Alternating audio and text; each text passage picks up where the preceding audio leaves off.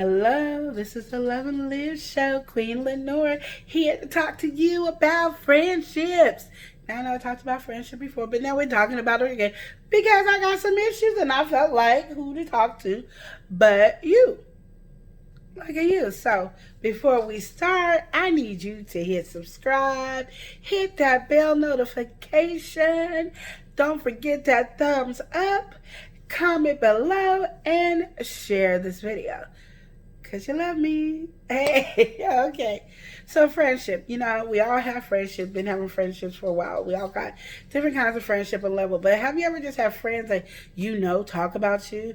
Like, they low key be dogging you out, but it's like it's okay for them to dog you out and talk about you, but they don't really want nobody else to do it, but they do it, or they get around their other friends, like all your other mutual friends to talk about you, and then when you be like ready to give up the friendship, everybody, no, don't give it. They really, really love you. They really care about you. They really think this about you, and it's like, but they talking about me, and I hate when people think, oh, you talked about me and I don't know you talked about me. No, I know, and I might not confront the situation, but I know that you're talking about me, and it's like, do I confront the person or do I not?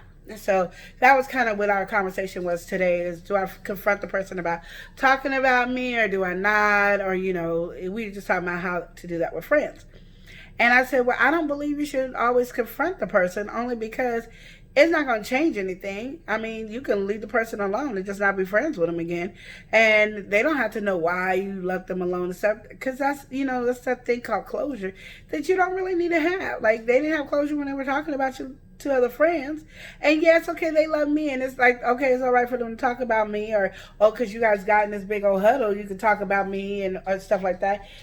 But no, like, to me, it's like, if you are able to talk about me to mutual friends or families or anything like that, I'm trying to figure out, why do you like me? Why do you want to be my friend? And so that was one of the things we were talking about this morning, is like, why do you want to be friends? And my daughter was like, yeah, why do you even want to stay friends with anybody like that? And it's like, not that I need friends, because I don't. I mean, I grew up with, a lot of my friends, but it's not even like that. It's just that, is it worth, it's like a marriage. There's certain things that's worth fighting, there's certain things not.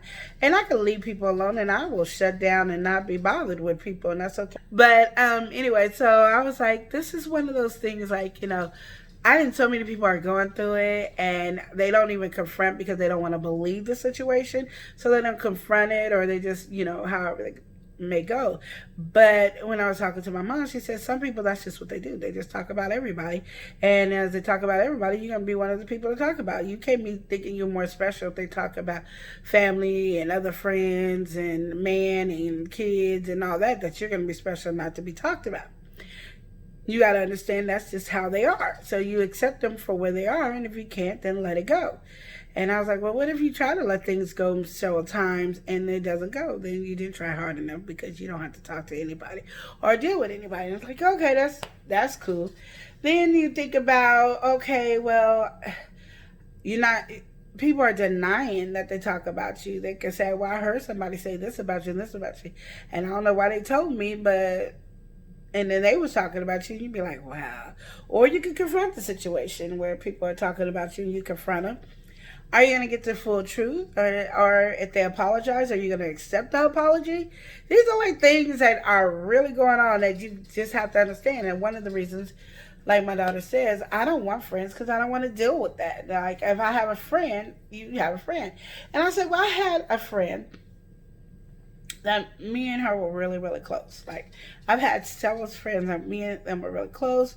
They're pretty much, they know me inside out, outside in. And I know when they're mad at me, they let me know and everything. And so I do cherish that friendship. When they're mad, they tell me, even if they're wrong for being mad, because I'm very transparent. And it makes me mad when somebody believes what somebody else says, when I'm very transparent. And I don't even care if it's your kids. If your kids tell you that I said something and you know it don't sound like me, then don't. But a lot of times they want it to sound like you because they want them to be such a big flaw about you. And I'm like, I got a plenty of flaws that I don't need you to add any flaws to me. So, but that it is what it is. And you kind of want to believe your kids or whoever the case may be, that has something negative to say about you. And I'm like, but one thing I could say about, a couple of these friends that I do have, they'll tell me in a minute when they're mad. And they'll tell me, I can't talk to you right now because I'm so angry with you right now. So anything I said at that moment, I know them well enough to know anything I said, they're not going to be able to hear it because they're so mad. So I don't even try to press the point. Though usually I would try to press the point. Then I have friends that talk about me to another friend, and and I'm like, how are you talking about me to somebody else? And have I ever treated you that way? And for you to believe what somebody said, so you gonna basically believe what somebody says about me, even though you know how I am and who I am, because you like them more, or because they do more for you, or because maybe you've been friends with them longer. I don't know. And so you have those things too. And then you're like, is it worth it? So I know I've just been rambling. This is my venting point right now. And I say, you choose your friends and you accept them for who they are once you know who they are. Like, I got friends that I will never tell a deep, dark secret to because they can't hold water. And I don't care how old they get, and they might can hold water now, but I'm not going to tell you anything because I don't believe you can hold water. I know friends that will stick up for another friend against me that they no longer, I've done more for them, and they will stick up for that friend because that friend done convinced them that this makes sense, and this person just jealous and don't want you there. I got all kinds of friends that do all kinds of weird stuff, and I'd be like, do you really like me? Or you get mad because of whatever. So, here's my other task of saying this conversation here. So, you hear a lot of times that, oh, Queen Lenora is like the lady in the shoes. She has everybody's kids, blah, blah, blah, blah. And I do. I have a lot of kids, and I raise kids all the time. I help raise. I raise my own. I raise some foster kids. I mean, I've done it all. Sorry. I've done it all. And what I get angry is when parents get jealous of the relationship I have with their kids. And I'm like, why are you jealous about the relationship I have with your kids? And then I don't understand, because you can have full relationship. They're your kids. You can have any kind of relationship with your kids. I act the same. I act the same with your kids as I do with my own. Unless I feel like I can't treat your kids like mine, then I don't even try to have your kids around me all the time, because I just don't want to be bothered with the drama of mama overprotective and just want to believe everything their child say, like I'm a liar. So I won't even, like, you can't even come to family functions with me, because I'm not going to be having no disrespectful kid, and I'm just not. So, but I just realized that people be having some jealousy issues, and I'm gonna be honest. I didn't think people had jealousy issues. People tell me they have jealousy issues with me. So somebody can see and go, oh, they just hating because you have a better relationship with their kid. I don't believe it. And I tell them I don't believe that. That doesn't even make sense. So I just back off of people's kids, because I'm like, I don't even want to deal with it. And I'm getting to the point of backing off with everybody's kids, because I'm like, I don't want to deal with it. I'm so tired of people having something to say about me with somebody else's kid. Like, I have my own 3, and I'm going to tell you right now, they give me a full-blown headache. I help raise my sister. I help raise my godchildren to a certain age. I've done a lot. And if you got to be jealous because your kids is with me and they're behaving with me, then keep your kids away from me. Because I just want what's best for your kids. And I might not treat your kids the way you treat them, because you got a soft spot. You want to believe everything and know, oh, she being mean to you. Yes, I am.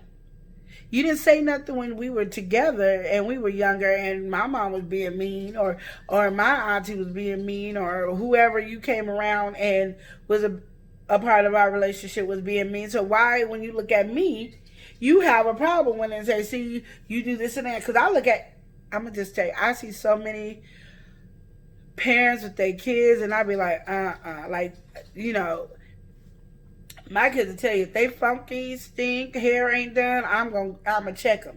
I see parents, their kids be grown. I see parents, their kids be young, and they be funky and ain't doing nothing. They might not even listen. Like, your kid, you done told your kids to do something and they don't do it. And I'm just like, Because I'm evil and I'm going to stay evil because that's what they say anyway. So I'm just telling you what people say about me. They say I'm evil. But I'm old school. And old school to me worked way better than it does the new school. New school discipline does not work with me. So I'm just saying. So I decided, I'm just like, I don't know. Like, I'm going to just start doing my own thing. I have been emotionally drained. And I guess it's just about different friendships. It's so many, even ones that I don't see very often, like very few. I've just learned so much. And I'm like, I didn't even know people felt the way they felt about me. And I'm just like, what is it? Because like I said, I'm always asking, tell me. Now, I might not agree with you and I might not change because that's what you want me to do. But tell me, if you don't like me, please just don't like me. And I feel like if you talk about me, you don't like me. So then don't like me.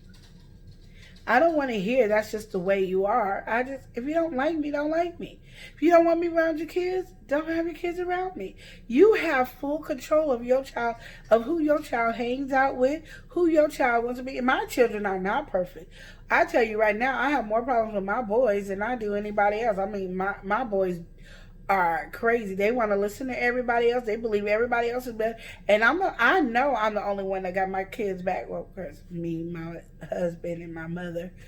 We love my kids to death, and we always there for them. But they feel like, oh, so-and-so is better, and they'll believe, that somebody else's mom is always right.